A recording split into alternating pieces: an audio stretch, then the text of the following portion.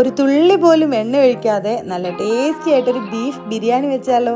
അതും നല്ല ബീഫ് ദം ബിരിയാണി. പെട്ടെന്ന് ഉണ്ടാക്കിയെടുക്കാം കേട്ടോ. പണിയൊക്കെ നമുക്ക് വേഗം തീരുകയും ചെയ്യും.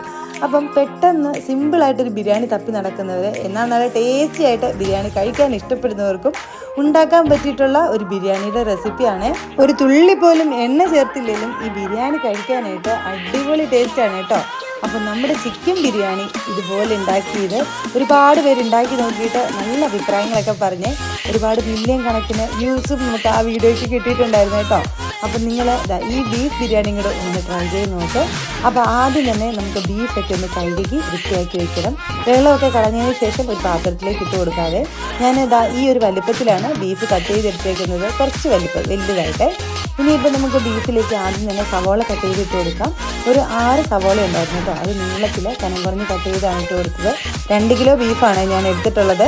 ഇനി ഒരു 10 പച്ചമുളക് കട്ട് ചെയ്തിട്ടുണ്ട്. പിന്നെ കുറച്ച് കറിവേപ്പില ഇട്ട് കൊടുത്തിട്ടുണ്ട്. നല്ല പഴുത്ത 2 വലിയ തക്കാളി കട്ട് ചെയ്തിട്ട് കൊടുത്തിട്ടുണ്ട്. ഇഞ്ചിയും വെളുത്തുള്ളിയും പേസ്റ്റ് ഒരു 3 ടേബിൾ സ്പൂൺ ഇട്ട് കൊടുത്തിട്ടുണ്ട്. പിന്നെ നമ്മൾ മല്ലിയിലയും പുതിനയിലയും കട്ട് ചെയ്താണ് അത് ഓരോ പിടി വീതം ഇട്ട് കൊടുത്തിട്ടുണ്ട്. പൊടികളായിട്ട് മഞ്ഞൾപ്പൊടി ഒരു 1/2 ടേബിൾ സ്പൂൺ ഇട്ട് കൊടുത്തു. മല്ലിപ്പൊടിയും കുരുമുളക് പൊടിയും ഗരം മസാലയും 2 ടേബിൾ സ്പൂൺ വീതം ഇട്ട് കൊടുക്കണേ. ഗരം മസാലയ്ക്ക് പകരം വേണമെങ്കിൽ ബിരിയാണി മസാല വേണമെങ്കിൽ ചേർക്കാം. നമ്മൾ വീട്ടിലൊക്കെ ഫ്രഷ് ആയിട്ട് പൊടിക്കുന്ന ഗരം മസാല ഉണ്ടെങ്കിൽ അതാണ് കേട്ടോ ഏറ്റവും നല്ലത്. അപ്പോൾ ഗരം മസാലയും കൂടി ഇട്ട് കൊടുത്തിട്ടുണ്ട്. എല്ലാം 2 ടേബിൾ സ്പൂൺ വീതം ഇട്ട് കൊടുക്കണം. അങ്ങനെ പൊടികളെല്ലാം ഇട്ട് കൊടുത്തിട്ടുണ്ട്. ഇനി ആവശ്യത്തിനുള്ള ഉപ്പ് ഇട്ട് കൊടുക്കാം. പിന്നെ ഒരു 3-4 ടേബിൾ സ്പൂൺ നല്ല കട്ടിയുള്ള തൈരും കൂടെ ഒഴിച്ച് കൊടുക്കണേ. നമ്മൾ ഈ ബിരിയാണിയിൽ ഒട്ടും തന്നെ മുളക് പൊടി ചേർക്കുന്നില്ല കേട്ടോ. മുളക് പൊടി ചേർത്ത ബിരിയാണിയെക്കാളും ഇതുപോലെ വെച്ച് നോക്കണം. നല്ല ടേസ്റ്റാണ് കേട്ടോ മുളക് പൊടി ചേർക്കുന്നതിലും. അപ്പോൾ നമ്മളെല്ലാം ഇട്ട് കൊടുത്തു. ഒരു 4 ടേബിൾ സ്പൂൺ തൈരും കൂടി ഇട്ട് കൊടുത്തു. എല്ലാം കൂടെ കൈകൊണ്ട് മിക്സാക്കി എടുക്കുകയാണ്. പച്ചമുളകിൻ്റെയും കുരുമുളക് പൊടിയുടെയും എരിവാണ് കേട്ടോ ഈ ഒരു ബിരിയാണിയിലേക്ക് കിട്ടുന്നത്. അപ്പോൾ അതനുസരിച്ചാണ് നമ്മൾ പച്ചമുളകും കുരുമുളക് പൊടിയും ചേർത്ത് കൊടുക്കേണ്ടത്. അങ്ങനെ നമ്മൾ ബീഫിലേക്ക് എല്ലാം ഒന്ന് തേച്ച് പിടിപ്പിച്ച് കൊടുത്തിട്ടുണ്ട്. ഇനി ലാസ്റ്റായിട്ട് ഇതിലേക്ക് ഒരു 1.5 ടേബിൾ സ്പൂൺ നല്ല പശു നെയ്യും കൂടി ചേർത്ത് കൊടുക്കാവേ. ഞാൻ വീട്ടിൽ ഉരുക്കിയെടുത്ത നെയ്യാണ് എടുത്തിട്ടുള്ളത്. ഇപ്പോൾ അടുപ്പയിൽ ഉരുക്കിക്കൊണ്ടിരിക്കുകയാണ് കേട്ടോ. അതുകൊണ്ടാണ് അതിൽ ചെറുതായിട്ട് പൊടി കണ്ടത്. അപ്പോൾ കുറച്ച് നെയ്യും കൂടി ഒഴിച്ചു കൊടുത്ത് എല്ലാം കൂടെ മിക്സ് ചെയ്തെടുത്തു. സമയമുണ്ടെങ്കിൽ ഒരു 1/2 മണിക്കൂർ ഈ മസാല അങ്ങ് മാറ്റി വയ്ക്കുക കേട്ടോ. അപ്പോൾ നന്നായിട്ട് ബീഫിലേക്ക് എല്ലാം പിടിച്ച് കിട്ടും. ഇല്ലെങ്കിൽ നേരെ കുക്കറിലേക്ക് അങ്ങ് എടുത്തിടാം. എന്നിട്ട് അടച്ച് വെച്ച് വേവിച്ചെടുക്കാം. വെള്ളമൊന്നും ഒഴിക്കണ്ട കേട്ടോ. ബീഫിൽ നിന്ന് തന്നെ വെള്ളമൊക്കെ ഇറങ്ങി കിട്ടും. അതുകൊണ്ട് നമ്മൾ വെള്ളം ഒഴിച്ചു കൊടുക്കേണ്ട. നമ്മൾ അടച്ച് വയ്ക്കുകയാണ്.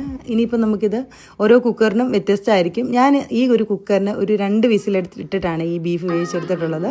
അപ്പോൾ ബീഫിൻ്റെ വേവും അതുപോലെ കുക്കറും ഒക്കെ പോലെ ഇരിക്കും വേവുന്നത്. അപ്പോൾ എന്തായാലും ബീഫ് ഒന്ന് വേവിച്ച് വയ്ക്കാം.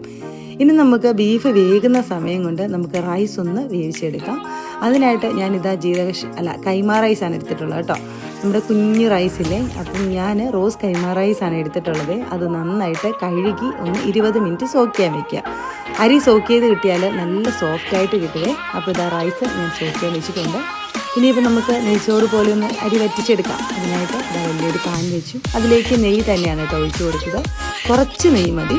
നെയ്യൊന്ന് ചൂടായി വരുമ്പോൾ എല്ലാ സ്പൈസസുകളും ഇല്ലേ, ജീരകവും പട്ട ഏലക്ക കുരുമുളക് ഗ്രാമ്പു പെരുംജീരകം അങ്ങനെ എല്ലാ സ്പൈസസുകളും ഇട്ട് കൊടുത്തു.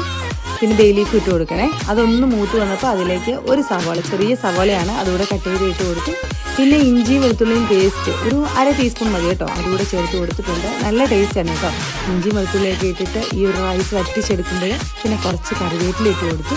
ഒരു ചെറിയ ക്യാരറ്റ് ഒന്ന് ചെറുതായിട്ട് ഒന്ന് കട്ട് ചെയ്തിട്ട് അതുകൂടി ഇട്ട് കൊടുക്കുകയാണ്. നല്ലൊരു കളറും കിട്ടും. കാണാനായിട്ട് നല്ല രസമായിട്ടോ ക്യാരറ്റ് കിടക്കുന്നത്. ക്യാരറ്റും കൂടി ഇട്ട് കൊടുത്ത് ഒന്നുകൂടി മിക്സ് ചെയ്തിട്ട് നമ്മൾ അരി കഴുകി വെച്ചിട്ടില്ലായിരുന്നു. അതിപ്പോൾ ഒരു 20 മിനിറ്റ് കഴിഞ്ഞിട്ടുണ്ട്. അത് വെള്ളം എല്ലാം കളഞ്ഞിട്ട് അരി മാത്രമായിട്ട് നമ്മൾ ഇട്ട് കൊടുക്കുകയാണ്. ഈ ഒരു നെയ്യിൽ കിടന്നിട്ട് അരി ഒന്ന് വറുത്തെടുക്കുമ്പോഴത്തേക്കിനും ഉണ്ടല്ലോ നല്ല ടേസ്റ്റ് ആയിരിക്കുമേ നമ്മുടെ ചോറിന്. അപ്പോൾ ഒന്ന് വറുത്തെടുത്തു. ഒരു 5 മിനിറ്റോളം ഇതുപോലെ ഒന്ന് വറുത്തെടുക്കണം. അപ്പം അരി ഇങ്ങനെ പൊട്ടുന്ന സൗണ്ട് കേൾക്കുമ്പോഴത്തേക്കിനും നമുക്കിതിലേക്ക് വെള്ളം ഒഴിച്ചു കൊടുക്കാം. ഞാൻ വെള്ളം തിളയ്ക്കാൻ വേണ്ടി വെച്ചിട്ടുണ്ടായിരുന്നു കേട്ടോ. 1 കപ്പ് അരിക്ക് ഒരു 1.25 പാത്രം വെള്ളമാണ് ഞാൻ വെച്ചിട്ടുള്ളത്. 1 കിലോ റൈസാണ് ഞാൻ എടുത്തിട്ടുള്ളത്. 1 കിലോ റൈസ് ആകുമ്പം ഒരു 1.25 പാത്രം വെള്ളം വെക്കണം. നമ്മൾ കൂടുതൽ ക്വാണ്ടിറ്റിയിലാണ് നെയ്ച്ചോറ് ഉണ്ടാക്കി എടുക്കുന്നതെങ്കിൽ വെള്ളത്തിൻ്റെ അളവ് കുറയ്ക്കണം കേട്ടോ. അതായത് ഒരു 2 കിലോ 3 കിലോ ഒക്കെ വെക്കുന്നതെങ്കിൽ നമ്മൾ 1 കപ്പ് അരിക്ക് ഒരു 1.5 കപ്പ് വെള്ളം വെച്ചാൽ മതിയായിരിക്കും. പക്ഷെ നമ്മളിവിടെ 1 കിലോ റൈസ് ആയതുകൊണ്ട് ഒരു 1.25 പാത്രം വെള്ളം വെക്കണം. അത് കറക്റ്റ് അളവായിരുന്നേ. വെള്ളം ഒഴിച്ചതിന് ശേഷം തിളച്ച വെള്ളം ഒഴിച്ചതിന് ശേഷം ആവശ്യത്തിന് ഉപ്പിട്ട് കൊടുത്തു. പിന്നെ നാരങ്ങാ നീര്, ഒരു ചെറിയ നാരങ്ങയുടെ നീര് കുരു കളഞ്ഞിട്ട് അതുകൊണ്ട് ഒഴിച്ച് കൊടുത്തു.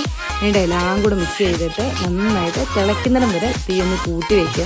തിളച്ചതിന് ശേഷം തീ ഒന്ന് ലോ ടു മീഡിയം ഫ്ലെയിമിൽ വെച്ചിട്ട് നെയ്ച്ചോറ് നമുക്ക് റെഡിയാക്കി എടുക്കാം. അങ്ങനെ ഇടയ്ക്കിടയ്ക്ക് 2-3 പ്രാവശ്യമൊക്കെ ഞാൻ ഇളക്കി കൊടുത്തിട്ടുണ്ടായിരുന്നു കേട്ടോ. അങ്ങനെ നമ്മുടെ നെയ്ച്ചോറ് നല്ല അടിപൊളിയായിട്ട് വെന്ത് കിട്ടിയിട്ടുണ്ട്. നമ്മൾ വെള്ളത്തിലൊക്കെ ഇട്ട് എടുത്തുകൊണ്ട് തന്നെ പെട്ടെന്ന് ചോറ് വെന്ത് കിട്ടും കേട്ടോ. പിന്നെ നാരങ്ങാനീരും അതുപോലെ തന്നെ നമ്മൾ അരി വറുത്തിട്ടൊക്കെ ചേർക്കുന്നതുകൊണ്ട് തന്നെ ചോറൊന്നും ഒട്ടിപ്പിടിക്കാതെ നല്ല അടിപൊളിയായിട്ട് കിട്ടിയിട്ടുണ്ട്. അങ്ങനെ ഇതാ ചോറ് റെഡിയായി കിട്ടിയിട്ടുണ്ട്. ബിരിയാണിയുടെ മെയിൻ പാർട്ടാണ് കേട്ടോ ഈ ചോറ് വെക്കുന്നത്. ചോറ് കുഴഞ്ഞു പോയാൽ നമ്മൾ ബിരിയാണിക്ക് ഒരു ടേസ്റ്റും കിട്ടത്തില്ല. അപ്പോൾ അതിൻ്റേതായ പാകത്തിന് വേണം ചോറ് വേവിച്ചെടുക്കാനായിട്ട്. അങ്ങനെ നമ്മളിതാ ചോറൊക്കെ വറ്റിച്ച് മാറ്റി വെച്ചിട്ടുണ്ട്. ഇനിയിപ്പം നമ്മുടെ മസാല ഇതാ കുക്കറിൽ വെന്ത് കിടപ്പുണ്ട് കേട്ടോ. ഞാൻ പറഞ്ഞില്ലേ ബീഫിൽ നിന്ന് നന്നായിട്ട് വെള്ളം ഇറങ്ങുമെന്ന്, അതുകൊണ്ട് തന്നെ ബീഫിൽ നിന്ന് നന്നായിട്ട് വെള്ളം ഇറങ്ങിയിട്ടുണ്ട് കണ്ടോ. അപ്പോൾ ഇനിയിപ്പോൾ നമുക്ക് ഈ വെള്ളമൊക്കെ ഒന്ന് വറ്റിച്ചെടുക്കണം. ഒരു 1/4 ഭാഗത്തോളം വറ്റിച്ചെടുത്തതിന് ശേഷം നമുക്കിതിലേക്ക് പുതിനയിലയും മല്ലിയിലയും ഇട്ട് കൊടുക്കാം. കട്ട് ചെയ്ത മല്ലിയിലയും പുതിനയിലയും ഇട്ട് കൊടുക്കാം. എന്നിട്ട് വീണ്ടും മിക്സ് ചെയ്ത് വീണ്ടും ഒന്നുകൂടെ ഒന്ന് വറ്റിച്ചെടുത്തിട്ട് നമുക്കിതിലേക്ക് ചോറിട്ട് കൊടുക്കാതെ അങ്ങനെ ഇത് നമ്മുടെ മസാലയിൽ കുറച്ച് വെള്ളമുണ്ട് കേട്ടോ. ആ ഗ്രേവി വേണം. നമ്മൾ ദം ചെയ്തെടുക്കാൻ നേരം കുറച്ച് ഗ്രേവി വേണം, അല്ല അടി പിടിക്കുവേ. അപ്പോൾ ഞാൻ ഈ ഒരു ദം ചെയ്യാൻ വേണ്ടി പോവാണ്. അങ്ങനെ ബീഫിൻ്റെ മസാലയുടെ മുകളിലേക്ക് നേരെ ചോറിട്ട് കൊടുക്കുകയാണ് കേട്ടോ. അപ്പോൾ കണ്ടോ ചോറ് നല്ല ഒന്നും ഒട്ടിപ്പിടിക്കാതെ നല്ല പെർഫെക്റ്റ് ആയിട്ട് കിട്ടിയിട്ടുണ്ടായിരുന്നു. അങ്ങനെ ഇത് റൈസ് എല്ലാം ഇട്ട് കൊടുത്തിട്ട് നിരത്തി വെച്ച് കൊടുക്കാം. ഞാൻ ഒറ്റ ലെയറിലാണ് ഇത് ദം ചെയ്തെടുക്കുന്നത്. കുറച്ച് കൂടുതൽ ക്വാണ്ടിറ്റിയിലാണ് നമ്മൾ ഉണ്ടാക്കുന്നതെങ്കിൽ 2 ലെയറായിട്ട് ദം ചെയ്തെടുക്കണം. കുറച്ച് ബീഫ് ഒന്ന് നടുക്കൂടും ഇട്ട് കൊടുത്തിട്ട് വേണം മുകളിൽ ചോറിട്ട് കൊടുക്കാനായിട്ട്. അപ്പോൾ ഞാൻ 1 കിലോ റൈസ് ഉള്ളതുകൊണ്ട് വലിയ പാത്രം ആയതുകൊണ്ടും ഒറ്റ ദമ്മിലങ്ങ് റെഡിയാക്കി എടുക്കുകയാണ്. ചോറങ്ങനെ ഇട്ട് കൊടുത്തു. ഇനി എല്ലാം ഒന്ന് നിരത്തി വെച്ചിട്ട് നമുക്ക് നല്ലൊരു കളറിന് വേണ്ടിയിട്ട് കുറച്ച് പാലില്ലേ ഒരു 1/4 ടീസ്പൂൺ മഞ്ഞൾപ്പൊടി ഒന്ന് കലക്കിയിട്ട് ഒന്ന് ഒഴിച്ചു കൊടുക്കുകയാണ്. അപ്പോൾ ബിരിയാണിക്ക് നല്ല കളർ കിട്ടും കേട്ടോ. നമുക്ക് ഒഴിക്കുമ്പോൾ കളർ തോന്നത്തില്ലെങ്കിലും ബിരിയാണി ദം പൊട്ടിക്കുമ്പോൾ നല്ല കളറായിരിക്കുവേ. അതുകൊണ്ട് മഞ്ഞൾപ്പൊടിയുടെ അളവ് കൂടി പോകണ്ടേ. ഇനിയിപ്പോൾ അതിലേക്ക് കുറച്ച് നെയ്യ് ഒന്ന് ഒഴിച്ചു കൊടുത്തു. പിന്നെ അതിൻ്റെ മുകളിലായിട്ട് നമ്മൾ ഒഴിച്ചു കൊടുക്കുന്നത് നമ്മൾ ബീഫ് വെന്തപ്പോൾ അതിന് കുറച്ച് സ്റ്റോക്ക് ഒന്ന് മാറ്റി വെച്ചിട്ടുണ്ടായിരുന്നേ, അതാണ് ഒഴിച്ചു കൊടുക്കുന്നത്. ലാസ്റ്റ് നമ്മളെല്ലാം കൂടെ ഇളക്കി എടുക്കത്തില്ലേ, അപ്പോൾ നല്ല ടേസ്റ്റാണ്. പിന്നെ കുറച്ച് മല്ലിയിലയും പുതിനയിലയും കൂടെ കട്ട് ചെയ്തിട്ട് കൊടുത്തു. വേണമെങ്കിൽ നമുക്ക് കാഷ്നട്ടും റൈസിൻസും സവോളയൊക്കെ എണ്ണയിൽ വറുത്ത് ഈ ടൈമിലിടാം. പക്ഷെ നമ്മൾ എണ്ണ യൂസ് ചെയ്യാത്തതുകൊണ്ട് അങ്ങനെ ചെയ്യുന്നില്ല. പിന്നെ നിങ്ങൾക്ക് വേണമെങ്കിൽ നെയ്യിൽ വറുത്തിട്ടിടാം. അപ്പം ഒന്നും കൂടെ ഹെവി ആയി പോകും, അതുകൊണ്ട് ചെയ്യുന്നില്ല. അതിൻ്റെ ഒന്നും ആവശ്യമില്ല കേട്ടോ. അല്ലാതെ തന്നെ ബിരിയാണി അടിപൊളിയാണ്. അങ്ങനെ ഒരു 20 മിനിറ്റ് ലോ ഫ്ലെയിമിൽ അടച്ചു വെച്ച് ദം ചെയ്തെടുത്താൽ നല്ല അടിപൊളി ബിരിയാണി റെഡിയായി കിട്ടും. 20 മിനിറ്റ് ദം ചെയ്തതിന് ശേഷം നമ്മളൊരു അരമണിക്കൂറെങ്കിലും ബിരിയാണി അടച്ചു വെച്ചതിന് ശേഷം വേണം കേട്ടോ പൊട്ടിക്കാനായിട്ട്. എങ്കിലുള്ള ആ കറക്റ്റ് ആ ഫ്ലേവറൊക്കെ കിട്ടത്തുള്ളൂ. അങ്ങനെ നല്ല സൂപ്പർ ടേസ്റ്റി ആയിട്ട് നല്ല അടിപൊളി ബീഫ് ദം ബിരിയാണി റെഡി ആയിട്ടുണ്ട്. എണ്ണ ചേർക്കാത്ത ബിരിയാണി റെഡി ആയിട്ടുണ്ട്. ഇതുപോലെ ട്രൈ ചെയ്യാത്തവർ ട്രൈ ചെയ്ത് നോക്കിയിട്ട് ഫീഡ്ബാക്ക് അറിയിക്കണേ. പുതിയ വീഡിയോ ആയിട്ട് വീണ്ടും കാണാം. Okay, by.